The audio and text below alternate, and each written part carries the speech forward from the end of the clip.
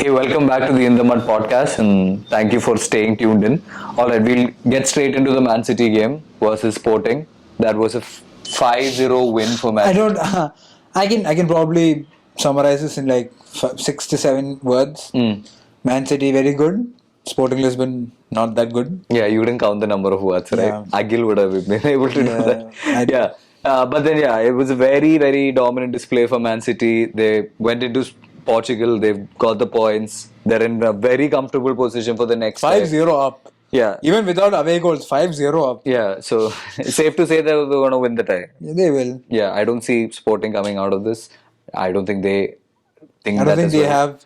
I don't think even they think that they might. Exactly, Come I don't think that they can do it. So that's that. So we'll go to the next one, I guess. Right? out. Yeah. If you want to talk more about City, sure. I don't think there is anything to talk about. They fielded a side that's that's a Guardiola familiar side. Phil Foden scores a goal. Bernardo Silva gets two.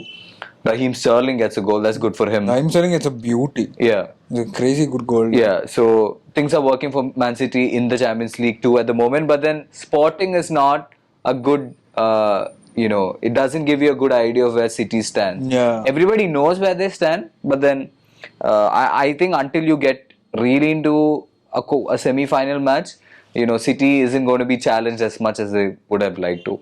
So yeah, this is a City But then, win. do you Yeah. think the focus at City this season is probably more on the Champions League? I think Like they have a 13-point lead in the Premier League now Yeah. already. Yeah, 13 or more increasing. I don't know.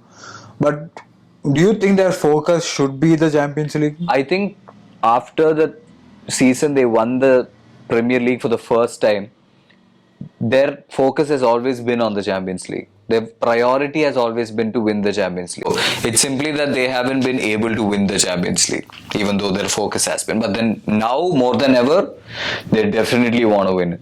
They do. Yeah. Now I think it's come to that point where people think if until and unless Pep wins the league, wins the Champions League, he's going to be considered a flop at City. Not a flop at City, it's just, it's just that I agree. yeah, he's not been able to win these big games. The Dude, big you ones. you spend how much ever they've been spending, and you can't win the Champions League. Yeah, I heard someone say, I don't remember who it was. I know.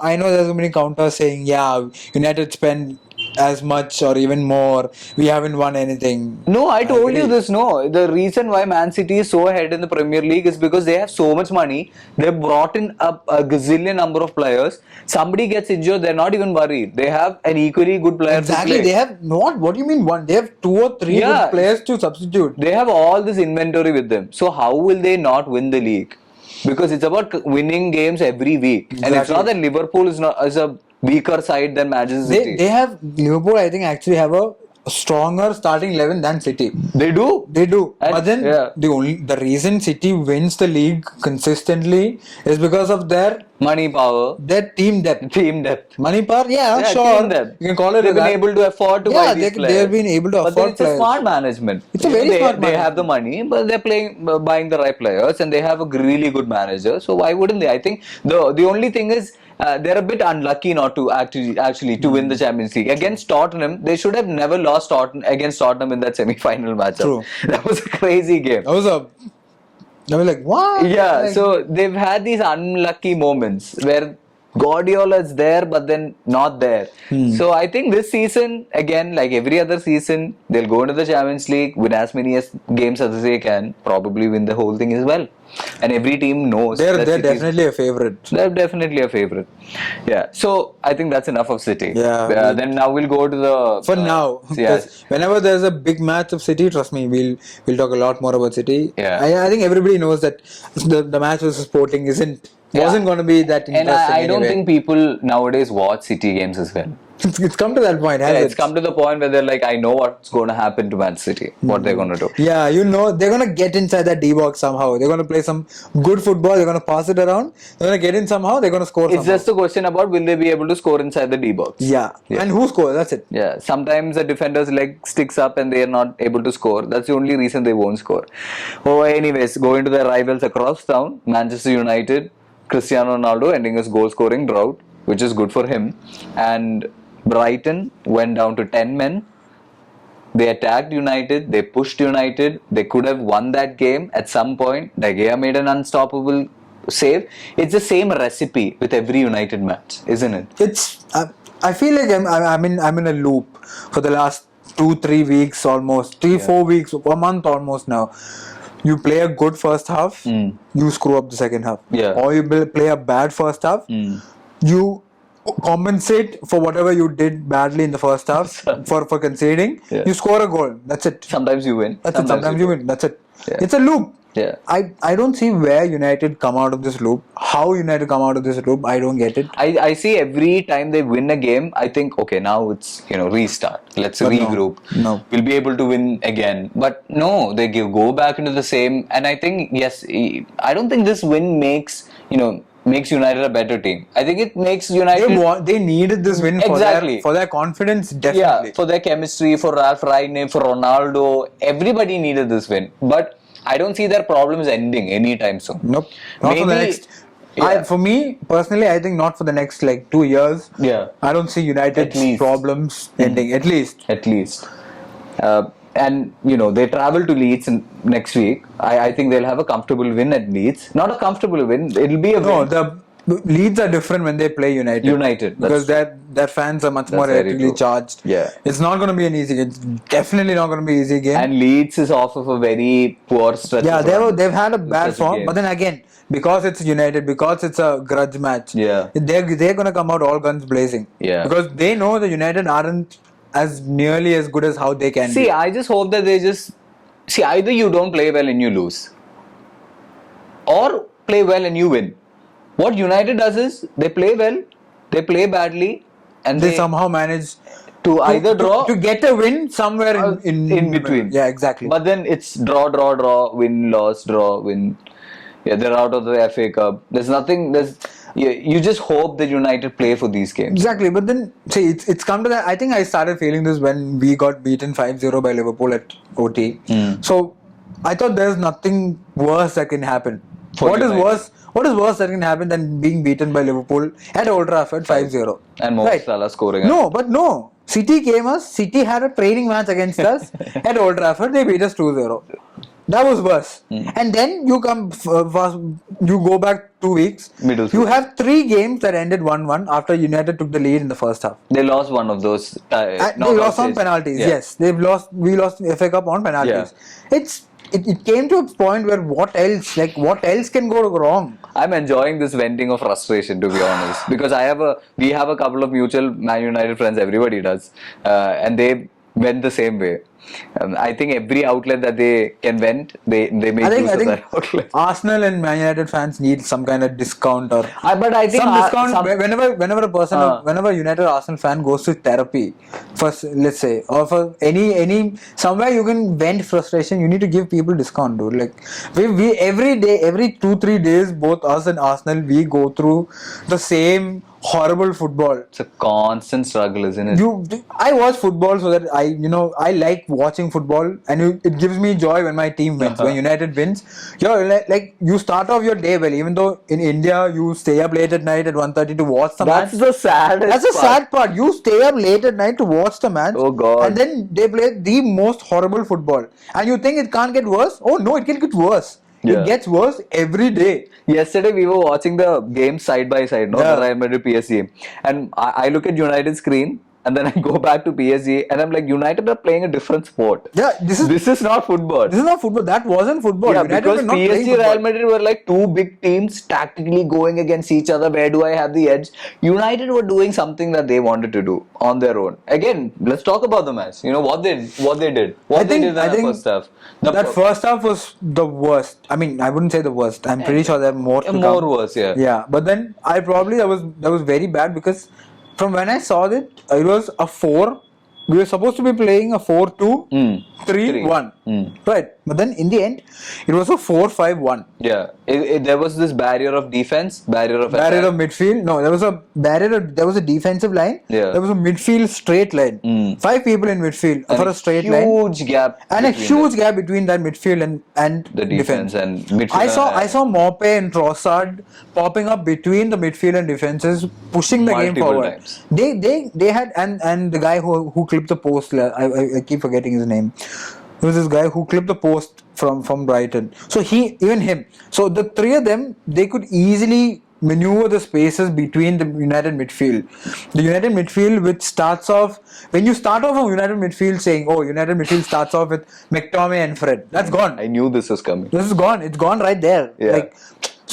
And Brighton was so good in picking up their spaces. Like you could see the way they moved the ball around. Yeah, they moved the ball around from the goalkeeper to the centre back to the left wing, left back, left wing, midfielder to the striker to the right wing. Yeah. They moved the ball around so There are a lot of fluidly possession. that their right back had enough and more time to put a beautiful cross in. Yeah. So they could maneuver their way. This is the one I'm talking about, the save from De Gea. Yeah. So they maneuvered the ball so well. They found spaces. They had the final ball. They had a good striker also. They just couldn't score. They just didn't. It happens for weak teams sometimes. Sometimes you don't yeah. have the quality. And then you have De Gea in goal again. In goal, With that exactly. quality, you need something extraordinary to beat him now this Yeah. season. I feel because he's been having so many saves, so many amazing saves also. Yeah, I thought I was seeing this pattern from Man United from the last couple of weeks, which was first half you come out strong, you're pressing, you're running around, and then by the second half you kind of lose your steam, and then you Second concede. half, if you take a look at it, Yeah. they've conceded a goal whenever the game starts. The second half starts. Yeah. Within the first 2-3 minutes, you concede a goal. Goal. It's like you're not warmed up. You're not ready enough for the match. It's like you're a not very, on. It's like a very amateur thing to be doing. Yeah. Right. It's not a professional thing to be doing. You see amateur teams have a good first half, then go into the dressing room, Yeah. sit down for 5 minutes, and then just lose their plot about it. Yeah, you're like, now we need to win. Now we need to win. Yeah, I mean, it's like Raini was talking about how you have to win the second balls, very important, which is very true. But they're not winning any second balls Not as one. of now. What second ball? Which first ball? Which offensive first ball have we won? Yeah. There was a threat. And then I still can't believe I'm saying this stat out loud. United are the only team in the Premier League yet to score a goal from a set piece. yeah, and they tried scoring one and it was offside also the last game. Maguire. Oh Maguire. my god. Don't get me started on him. Dude. No, I think it was Varane. I think. No, Maguire was offside. Oh yeah. He oh was yeah, the yeah, he offside. pushed the play. Yeah, that's, Varane scored the goal. yeah. That's Yeah. sad for Varane. My god. Yeah, so Yeah, but then Man United again. We thought they'll press. We thought they'll play a high tempo game. They didn't. I didn't Sporadically, they were playing. They wanted to press. And some of them wanted to press, some of them didn't while want to some press. of them didn't want to press. It's like they don't know what this thing They're not is. a team yet. Yeah, and they're a very average team also. I don't think they're a team yet. Yeah, Because you said about McTominay and Fred, and you're like, yeah, when you see those two starting, but then you're supposed to win matches like this. This is you're a 10 question. men down after Exactly 60 odd against minutes. Brighton, You're at supposed, home. and your second goal came at 90 plus 4. Like, wow, really? Yeah. Like, really? It took you 20 plus 4 minutes for you to get your Second goal, which was on a counter attack. And Bruno was struggling to score before that. Exactly. And Ronaldo could have had 3. Bruno 3. could have had 2. 2. So, Sancho could have had 2 also. Yeah, again, that's one of United's recent problems. Not being able No to finishing. scoring goals. Absolutely no composure in front of goal. Nobody, even Cavani hasn't been Yeah, firing. so that shows you how much of an effect the team's game has as on strikers or any other individual on a team. If your team is clicking, then as strikers you click as well. But then when your team is underperforming, it's very hard for your strikers to consistently get positive results. And Ronaldo, like today, might score 1 or 2 goals sporadically, but then that's not enough for United. See, the plan is what? What do you aim at if you're a United player? Yeah, you want to win the Champions League yeah. or the Premier League, which is a far off dream now. Yeah, very. You can't even think about something It's like a that. big challenge. Right, because you have to get your basic structuring right in your club. You have to be a properly functioning football club. Company. Or Yeah. let's say in the present circumstance, yeah, sure, footballing company. But you have to have a basic structure that goes from the top to bottom, from the owners to the kit man. Yeah. You need to have a structure. The issue with United now, for me personally, I think is that lack of structure throughout the club, Clarity. lack of clarity on what is happening, what is the ideology. You ask any United supporter, what is the idea of football you're playing? There is no idea. Yeah, I think Ragnick at least has been clear on the fact that this is what I want to play at United. And I think, okay, fine, he's not having the results, but on pitch, he wants to play a certain way. So he's at least taking care of the part of the pitch of the game part. But then there's, like you said, a lot of unresolved portion of United left as well, which is the management and the whole team structure. Right. When you go into transfers, you can see whether a team is making a right choice or not by the way they approach the transfer season. And for as long as I can remember, like you said, after Ferguson, they've hadn't had a smart signing. It's just been big name signings, flamboyant signings. But I think Ragnick is going to fix that. I hope so. I hope so too. Yeah, but then, because that's the kind of job he does. again, he is only in a consultancy role. If he's not the permanent manager, I'm happy with the he's fact in a consultancy role, and whichever manager comes in next season. What do you give him? My question to the United board is, what do you give him? Do you give him an free purse, or do you tell him, we want you to play a certain kind of way? Yeah. We want you to play the United way. Yeah. And we want you to integrate the youth into the system, which is what United have been saying for like a long time. You're saying we integrate the youth into the system, we integrate so many players into the system. Good. Well, where are your trophies to show for it? Good, you're integrating youth into your system. Or progress. Exactly. Where is the progress? You're integrating your youth. You have a mixture. That's what they claim to be saying under the Ed Woodward era. We have a mixture of potentially good youth and experience with our flamboyant signings also. But where is the progress? I don't see the progress. I haven't seen the progress. Yeah, I think I hope this is the way that the United approaches a transfer or manager or something. It's Ragnick as the consultant or whoever is with him is saying, this is the kind of football that's going to win matches in the future. High pressing, high energy, high attacking football. So now we need a manager who plays this kind of a football. Right. So then you get that manager. And then it's up to Ragnick and the manager, because they have similar ideas about football, to go get the players that both of them want. Both of them think will work. So if this is a footprint that Man United uses for the future, I think that's a winning formula. But that also depends on how they do organizationally. That's still there. But at least on the pitch, in order to have clarity, this is the way they should go. Get the manager who you think will play the style of football you want, so that there's no conflict between the both of you. Or you have to keep mum and adapt to his style. Yeah, but which does not happen. Because which they tried with Mourinho, and it didn't work. And that's why Ragnick is here. To be that person who's overlooking the ship, the captain that United definitely needs at this moment. Somebody with football knowledge. Yeah, with proper football. The problem with the administrative portion of United is the fact that there is nobody with with footballing knowledge or basic footballing fundamentals in the administrative lineup. You need somebody to take care of that connection, that the linking between the footballing part and the company part of a football club. That has to be smooth, or else it doesn't work together. Yeah, and I think I want to believe that with the Ragnick signing, United understood that there is a problem, that a problem exists that needs to be solved. Or it could have just been like, the media is giving us a lot of crap, so let's just make a smart signing. A smart person. That could also be United. You never know. Exactly. Yeah, but if it's the former, then it's good. At least they realize that there is a problem that needs to be fixed. Now, you can't change the people on the top, so you change the system underneath it. At least for now. Yeah. So at least people coming into United, any player who wants to come to United or a youth team player, they can tell somebody else, this is the way this team is going to play. I want to be a part of this team, or I don't want to be a part of the team. For years, you couldn't say that about United. After Ferguson, you don't know. Yeah, true. So what is United? What is the style of football you represent? Yeah. Because City are very tactical. Liverpool play with their heart. Yeah. They press high up the field. They have that intensity. Yeah.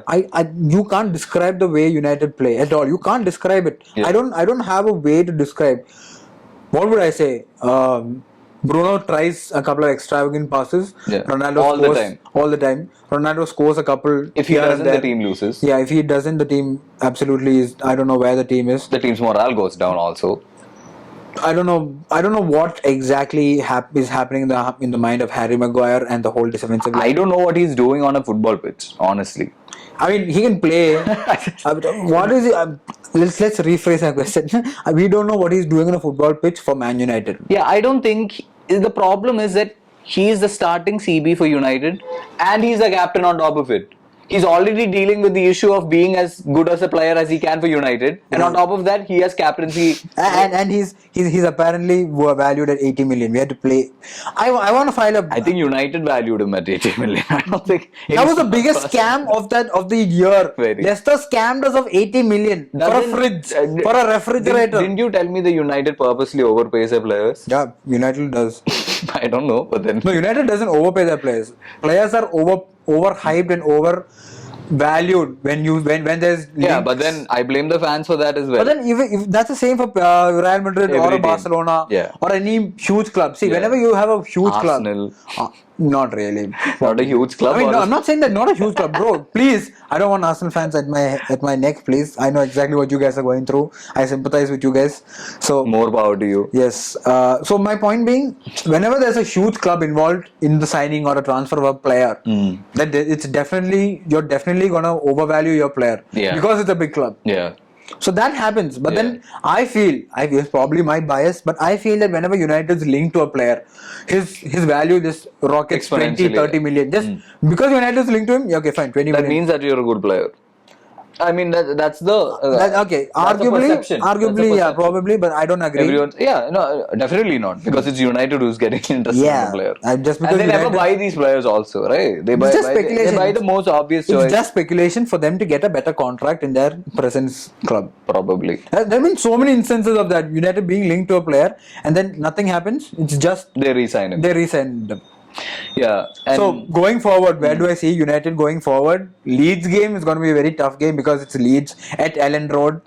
It's going to be but pretty then tough. United should win this game. United should be able to win the game because of the form the Leeds are in. Yeah. But then it's Leeds, it's at Ellen Road. You never know. It's a Premier League. You never know. Yeah. And with United, you You never never know. Atletico Champions League. That's probably a whole new segment. But then briefly. Yeah, but I think we should ask people's opinions about how they think that United would approach this Atletico game, because Yeah, please. there's a week for the game. You know how Atletico is going to show up, and I think we all know how United are going to show up. It's No, just about I don't. Yeah, we don't. Nobody knows which that's United might show up. Yeah, the high pressing United in the first half, or the sloppy United in the first half, and Exactly. then win it in the second half. There can be a mix of two Uniteds in the same half. Yeah, and I'm pretty sure people will give a lot of bad mouth to Ronaldo, saying that he scored a lot of goals against Atletico, and the reason he's not going to score in the next game is because he's too old. But then the fact is, it doesn't matter if he scored a lot of goals against Atletico. It was a long time ago. And then the second matter of the fact is, the team isn't playing well. When a team doesn't play well, again, like You you can't saw expect with your strikers to Benzema score. yesterday, Benzema had a very mediocre game.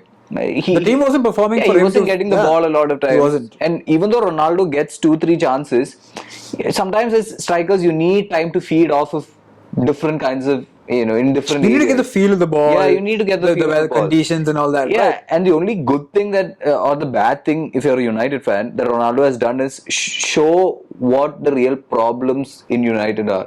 How deep the problems run Exactly. through United. Exactly. How serious it is. Otherwise, it would have just been like 2-3 years. You keep doing this, and then you finish 4. You make like 2-3 good signings for the sake of it. This is the recipe, This is a loop, bro. I feel sad for you. Yeah, I know. I've been in this There's loop no for like 7 escape. years now. There are some football organizations, even in the NBA or the NFL, you have certain teams that keep doing this. Puts the fans in the loop, Yeah. giving you hope and then taking it away.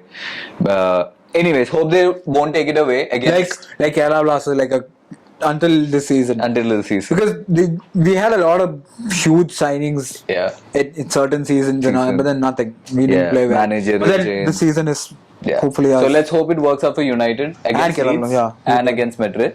And with that, we'll end the segment. Guys, so please Yeah. do let us know about what you want us to talk about, what you want to hear, which team you want to talk about, or anything in general. Whatever you like to talk about. You didn't like anything that we said, you can always call us out, no problem. We might be factually incorrect a bit, we're just starting out, but yeah, we really want to know what you guys feel. Yes, please So, do let yeah. us know what our mistakes, as he said, what our Yeah. mistakes are, what we can do better, what you want to talk about, what you want to hear, what you want to hear us talk about. So Yeah, just if you're on YouTube, comment below.